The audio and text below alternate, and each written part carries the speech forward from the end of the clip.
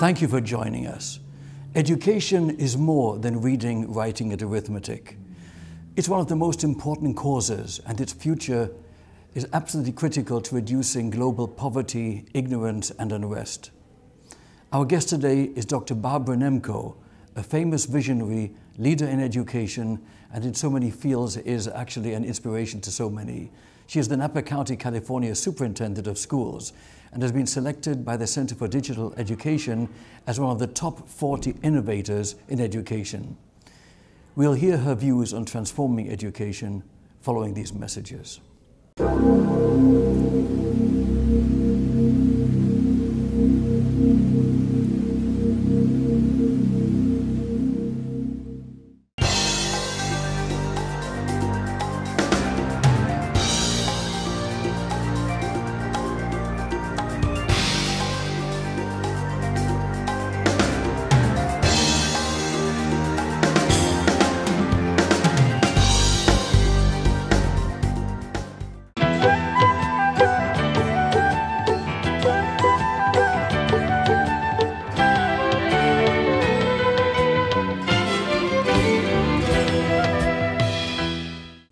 With us now, Superintendent Barbara Nemko. A real privilege to have you on the show again. Thank you so much. It's a pleasure.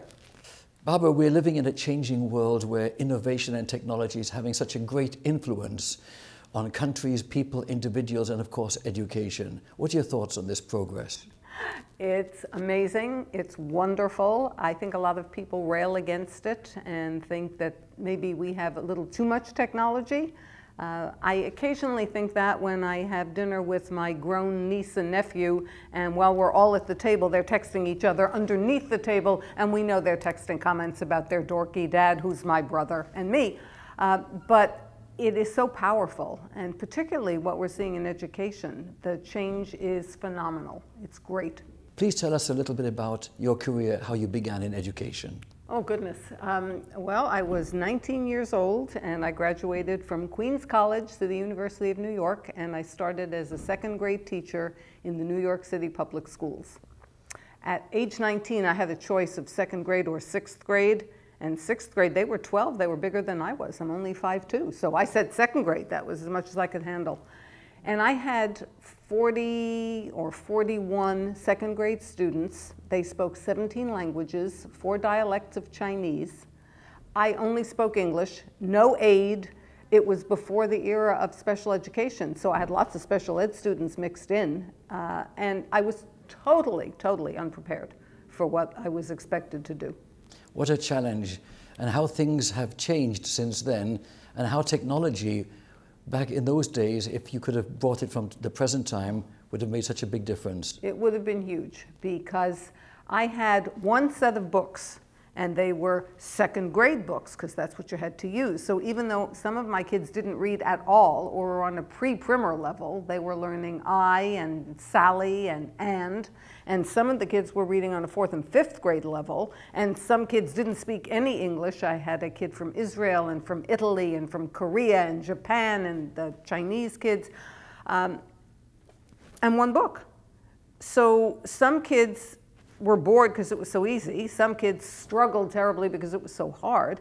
And I had no tools to be able to differentiate what I was doing. Today, I would have a book and I could touch something and it would change the language of the book. It would change the reading level of the book. So every child could be reading on his or her own grade level and in his or her own language. So the child who didn't speak any English, there would be time that we would be teaching English during the day, but for content, for science and social studies and math, we could be teaching it in the child's native language, and the book would read itself to the child. How amazing is that? Equally amazing is the fact that here in California, you're the superintendent of Napa Schools for, good Lord, 20 years nearly, and typically I hear that superintendents don't last long in most areas. You are so highly acclaimed here. Tell us a little bit about your experiences here in Napa. Well, Napa is a very unique community, especially for this little New York girl, because we have 5 school districts in the county for a total of 20,000 students in our public school system in this county. I come from New York, where we think in the millions, And it's very different to be in a place where if you go to the supermarket, you're going to meet 5 teachers that you know and 10 parents. And everybody wants to engage in a discussion of education. It's wonderful to have that kind of a relationship and to be able to county superintendents have a unique job. We're not like district superintendents. We're actually elected. And there's some things we have to do. And then there are a lot of things that we can create because we want to do them. And that gives us greater freedom than I think a district superintendent has, because the district superintendent has to report to the board that hired them. I have a board, but they didn't hire me. The public hires me. They can't fire me. The public has to do that. And so I can be as creative as I want with things that make sense and introduce all kinds of things. For example, we do something called Napa County Reads. It's a marvelous opportunity to get the whole community reading the same book and to do a series of events around that book and bring the author to the county. We've been doing that for 11 years. We started an Adopt a School program with our vintners about 12 years ago, and wineries, and I was a little nervous, how would people react to wineries adopting schools? But in Napa County, not a problem. If they tried to do that in Southern California, I'm not sure, but in Napa that was just fine. And the wineries established a relationship with the school, and all we said is invite the teachers twice a year and say thank you for what you're doing for our kids. And anything else you want to do beyond that, that's up to you. And we've had wineries that send people into the schools to work with kids. They help the schools with fundraisers. They participate in jogathons. They do all kinds of things. So now we have the vintners actually donating large sums of money to the schools, and they formed a public-private partnership with us to raise money so that we can make the kind of transformation that we need, buy the kind of technology that we need, and buy the professional development and the coaching that teachers need in the classrooms. We couldn't do that without our business partners. Speaking of community support, I was absolutely amazed by the beauty of this fantastic campus you have in the American Canyon High School. It's phenomenal. I've never seen a school like that. Well, the school opened in 2010, so it is new, and it was designed very specifically for the new kind of learning. Napa County is proud to say that we started the very first new technology high school. We opened it in 1996. And again, that was a result of working with our business community, because our business partners said, we can't hire your graduates. They don't have the skills we're looking for. We have to tell them what to do. That's not how we operate a business. We want people who can think, who can anticipate what needs to be done, who can think outside the box, who can solve problems and not always bring them to their supervisor and say, well, I don't know what to do now because this is the problem that came up. So we want a new kind of high school, and we want you to design it, and we'd like to see it as soon as possible. So it only took us 6 years, but we did open it. And it was a very small school for 200 kids who were juniors and seniors. But that new tech high school that opened in 1996 has spawned about 180 of that model around the country. And in Napa, that was our only school like that. Even though the rest of the country was multiplying it, we were not. So when it came time to build a new school for the American Canyon community, it was clear that that had to be like a New Tech High, but it was going to be a neighborhood school. At New Tech High, people apply to go there. They know it's going to be problem solving, project-based learning, integrated technology. At American Canyon High School, that's my school because I live here. But it was the same kind of school, so it was built with the capability of all the technology. You know this, the solar panels on the roof. It's entirely heated and cooled through all the energy that they collect and save, and I think they sell a lot back to PG&E. You saw the sheep that take care of the grass. It's just an amazing school. It's won many awards for its environmental sensitivities. This is also very fascinating, and of course education holds the key for a better future for all of mankind, humanity I should say. In Israel, necessity breeds excellence, it is said. And there are institutions there, such as the Technion and other, and a succession of highly creative individuals produce amazing technologies. In fact, the iPhones, the computers, the central processing units in all of the PCs that we have originated in Israel, of all places. So what are your thoughts with regard to the end product of STEM education leading to amazing inventions and products and processes that enhance mankind, really? Well, I think first it's incredible to me how Israel doesn't get the credit for how many of today's modern, not conveniences, but discoveries that they've been responsible for. So many medical discoveries, so many advances also in weaponry and in surveillance and all the things that they find essential to keep them from being wiped off the face of the earth. But people never talk about that. They just don't get the credit that they deserve for all of the things that they have created and invented. And now we're realizing how important it is that we have more engineers and creative thinkers, because everything is changing. And it has to change. We cannot continue to do things the way we did them 100 years ago, which is pretty much what we're still doing in a lot of areas. And so we're going to see cars that drive themselves and possibly cars that fly. And it's within our lifetime. I think we're seeing prototypes of that right now, many of which do come from Israel. So we want our kids to start inventing stuff. I was at Calistoga Elementary the other night, and they had an evening called Engineer and Invent for parents and kids. And everybody was doing something, building something. The buzz in the room was fantastic. And when you think about the old-fashioned parent meetings that used to take place at school, where the parents would come in and sit, and somebody would lecture at them, and then they'd go home and say to their kid, now you need to do something this way. That's not what's happening. Now we're working together and we're creating, and it's exciting. And you could hear parents telling kids, you don't need that much tape to put that together, or kids telling parents, you don't need to do it this way, let's try it that way. That's the way we move forward. The need to transform education and science, technology, engineering, and math, STEM education, so essential. Absolutely. I think about the way I learned math, which was basically you walked into class and the teacher said, this is how you add mixed fractions. And she showed us the prototype. And then she said, okay, now solve the next 22 problems. And you did it exactly that way. What was missing was, where would I use this? How would this come up in the real world? What would I do with it? So if you suddenly gave me a problem that didn't lay it out in a particular way, I didn't know what I was supposed to do. That's not learning math. A trained monkey can learn how to do that, and that's how I was taught math. So it's extremely exciting to see kids today doing project-based learning where they're using the math to solve a problem to do a project. And the other thing with technology, there's an incredible website called Nepris, N-E-P-R-I-S, that's free for teachers to use, where if I am that middle school math teacher and I am teaching mixed fractions, I can go online and find an architect or an engineer or a landscape gardener and say, how do you use mixed fractions in your job?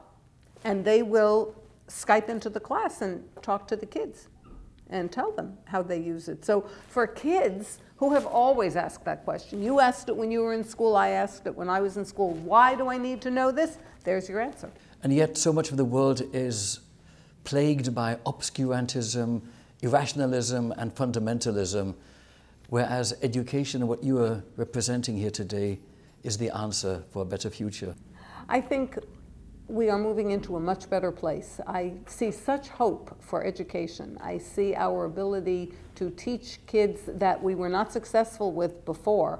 I see that we're going to be successful with them in the future, and we need every kid to have a good education.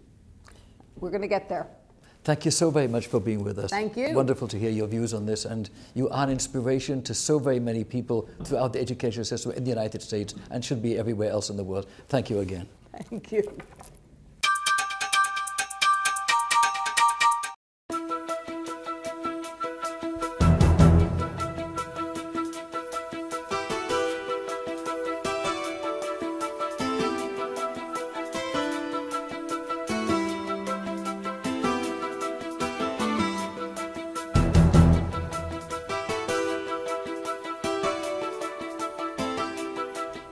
and gentlemen, let's welcome Superintendent Barbara Nemko.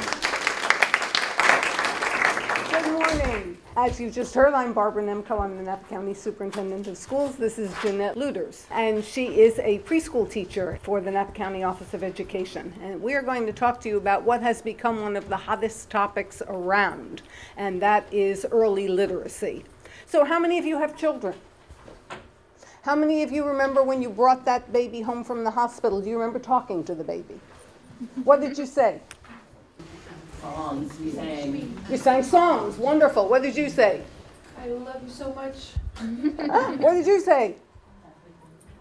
I babbled all day. I talked to that baby. I narrated the day. From the minute we walked into the house, it was, ooh, wait till you see your new room. Look at the mural on the wall. Do you see the giraffes? Aren't they big and tall? I just babbled all day long. And now we're going to get ready to go to bed, and we're going to put on your pajamas. And Grandma's coming tomorrow, and isn't that going to be exciting? And I just talked and talked. Any of you remember doing that? And so we kind of assume that everybody does that. And my daughter, who now is 43, I don't remember thinking about early literacy at that time. You know, it was just a natural part of what I did. But by the time my nephew was born, I had this aha moment. He's 26 now, but when he was 2, we were having a conversation at his house. And it involved something about what we were going to do for that day. And everybody was talking in paragraphs, you know, and yeah, I think we're going to take the bus and we're going to go to here, and then after that we're going to do this. He was 2 years old. And suddenly I went, oh my God, because by then I'd been teaching for a long time. How is a kid who comes from a family that doesn't speak English as their native language, and who isn't talked to, and who doesn't have books read, how are they going to do in the kindergarten class next to Max, who's been talked to and read to and has a vocabulary that, and I had that thought. It was a real aha moment. And then I had no idea what to do about it, so I forgot about it. It was just kind of an awareness. And suddenly fast forward 24 years, and you see that everybody is talking about this. And everybody is talking about the achievement gap. And as teachers, I take it very personally when I hear that schools somehow create an achievement gap. And I'm thinking, wait, I'm not so sure we do that. I think what we do is we narrow the achievement gap. I think that what happens is we get students who come to school with a huge achievement gap, and we are trying to fix that for the next 13 years. Well, suddenly, we're not the only ones, not just teachers saying that, other people are saying that. And so we have a little message from Hillary Clinton on that very topic.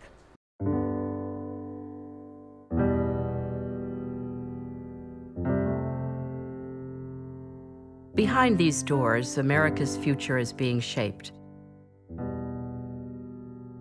Inside, you'll find some of the world's most important teachers. Libraries, where any book on the shelf is an instant classic. And the most eager students anywhere. These aren't Ivy League universities, they're homes. And new research shows that what happens here during the first 5 years of your child's life will make a difference for the rest of his or her life. Inside the brain, amazing things are happening. The research is very powerful and the science is very compelling. Early experiences have a huge impact on the development of the brain. This is a time when the foundations of all the health and learning and behavior that are going to follow for a lifetime are being built, that literally affect the development of all those connections among brain cells, 700 connections per second in the early months and years of life, that ultimately form the circuits and the architecture of the brain. It turns out that what we do every day as parents, talking with our kids, hugging them, singing a lullaby, or reading a bedtime story, has a lasting impact. The science is clear. We know that positive experiences and interactions enhance brain development, while traumatic experiences and toxic stress literally stunt brain development. And a healthy start, like a mom taking the right amount of folic acid while she's pregnant, or a child receiving a healthy diet to prevent childhood obesity and diabetes, That is the recipe for long-term success. Our country's future depends on healthy kids and loving families. They're the building blocks of a strong and prosperous society. We've got big challenges. Our students are falling further and further behind in math and science, but we can fix it. The research shows that the early years really matter. Getting them excited, getting them wanting to learn about what's out there. If we get it right, they're hooked on either math or science. That's huge, not just for our kids, but for the future of our country. Raising a family is hard work, and it's important to know that you are not alone. There are resources to help and simple steps that parents, preschools, businesses, and communities can take to help our kids succeed, because we're all in this together. And that's what the Too Small to Fail initiative is all about. The most important place for children is the home, what their parents do. But we all have a role to play. Right now, parents and families, they're really struggling to meet their needs of their children and the demands of their employer. And what we know is that some employers are helping them. They're making modest adjustment to workplace policies, and what they're seeing is healthier families, happier employees, a more productive workforce. We want to see that trend continue, to work with the private sector in partnership to make that happen. It's little things early on that can make a huge difference later on. You know, right now our country's never been more connected, whether it's Google or Twitter or Facebook. There's this incredible connectivity and technology out there that can transform lives. But we have to marry those tools and that technology with the right kind of research so that parents and families and schools and businesses have the information they need to give kids the chance they deserve in life. Every parent has looked into their newborn baby's eyes and seen unlimited potential. And now we know how to help them achieve that. Too Small to Fail is all about giving parents, families, businesses, and communities the tools we need to help all our children succeed. So please join us for the future of our kids and the future of our country. So that would make it sound easy, because what she's describing is your family. And you've already done that. So one of the things that I heard about 4 years ago was a digital early literacy program called Footsteps to Brilliance. And Footsteps to Brilliance was created exactly for this, to help close the gap by giving kids the opportunity to hear stories on a device where the stories read themselves to the child, but the child interacts with the stories. Now, this is important because, at least among the parents that we frequently see in Napa County, they would love to read to their children, but many of our families are not literate in Spanish. So they can't read English and they can't read Spanish. It isn't that they don't want to, but they can't. So what we are providing is the opportunity for them to put the child on their lap and read a story out loud, except the device is doing the actual reading. We started in 2011 with a very small pilot program. We took 16 students who had not been to preschool and were not from English-speaking households. And they were in a 4-week summer boot camp. And we introduced Footsteps to Brilliance. We had to import a teacher to teach the class. It was in Calistoga. And there was no one in Calistoga. 2011, remember that iPads were invented in 2010, which is hard to believe when we feel like, how did we ever live without them? But that's when they came out. There was no teacher who knew how to use an iPad, so we brought one in from somewhere else. And the kindergarten teachers came in and they were angry. On their own time, because they knew that this was the dumbest thing they ever heard of, because screen time is bad for kids, and what were we thinking, and these are preschool kids, and they should be out singing and playing, but they shouldn't be looking at a screen. And within 2 days of observing what was going on in that classroom, we gave them pom-poms, and they became our cheerleaders, because they were astounded, flabbergasted at the level of engagement that the students had with this program, the interaction that they had. And in that first little 4-week program, we got so excited that we invited the state superintendent, Tom Torlakson, to come down. We had people coming in every day, and here are these little kids, and their first time they've been in school at all. And we would have sometimes 16 kids and 20 adults standing around them. And when we adults got rude and were too noisy talking to each other, instead of getting distracted, these kids would say, "My headphones, please." And they'd put on their headphones to block out our noise so they could continue paying attention to what they were doing. This brings us to the end of our special program for today from On Location in the San Francisco area. I'm Richard Peritz. Thank you for being with us.